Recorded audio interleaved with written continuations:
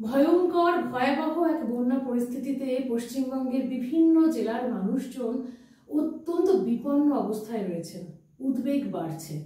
প্রত্যেক বছর পশ্চিমবাংলার কোনো না কোনো জেলা কিন্তু এই বন্যার কবলে পড়ে এবং বিশেষত এই পুজোর আগে যে সময়টা ভরা বর্ষায়, এই সময়টাতে এত বেশি এই বন্যার প্রকোপটা দেখা যায় যে কত মানুষ যে ঘর ছাড়া হয়ে যান, কত মানুষ যে দিনের পর দিন কোনো একটা স্কুল বাড়িতে গিয়ে আশ্রয় নেন, একেবারে সমস্ত কিছু তাদের যা এতদিন ধরে তারা সঞ্চয় করেছিলেন সবটুকু তাদের হাত থেকে চলে যায়।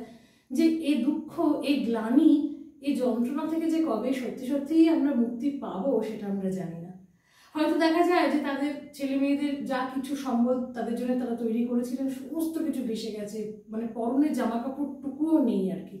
এবং এই মুহূর্তে সোশ্যাল মিডিয়ায় ঘাঁটলে আমরা দেখতে পাবো যে বিভিন্ন জায়গাতে কত জল, সেই জলমগ্ন অবস্থাতে মানুষজন একটু রিলিফের আশায়, খিচুড়ির আশাতে কিভাবে এক জায়গা থেকে আরেক জায়গাতে সমস্ত সংসারের মানুষজনকে নিয়ে যাচ্ছেন। মানে সত্যি সেই পরিস্থিতিটা খুব খুব সাংঘাতিক।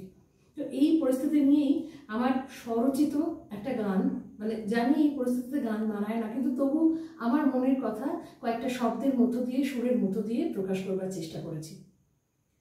হাঁড়ি নাই, ভাত নাই, চাল নাই, চুলা নাই, আমাদের কোনো ঠিকানা নাই। নাই ভাত নাই, চাল নাই, চুলা নাই, আমাদের কোনো ঠিকানা নাই। দক্ষিণ হোক বা উত্তরবঙ্গ, বছর বছর একই রঙ্গ, দুর্গামা তুমি ভরসা। নদী পুইলে পেপে যায়, পার ভেঙে ভেঙে যায়, বানবাসীদের তুমি ভরসা মাগো, বানবাসীদের তুমি ভরসা।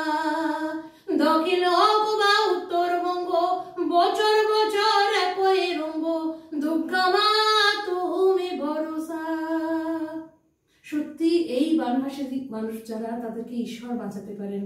বিভিন্নভাবে বিভিন্ন রকমভাবে তাদেরকে সাহায্য পৌঁছানোর চেষ্টা চলছে, কিন্তু সত্যি সত্যি তাদেরকে যদি সত্যি ভালো রাখতে হয় তাহলে আমাদের গাছ বাঁচাতে হবে, পরিবেশকে রক্ষা করতে হবে, নাহলে বন্যা প্রতি বছর এইভাবে পশ্চিমবঙ্গের মানুষজনকে ভাসিয়ে নিয়ে যাবে। আমার এই ভাবনা আপনাদের সঙ্গে আমি ভাগ করে নিলাম। অনিন্দিতা দাস, নমস্কার।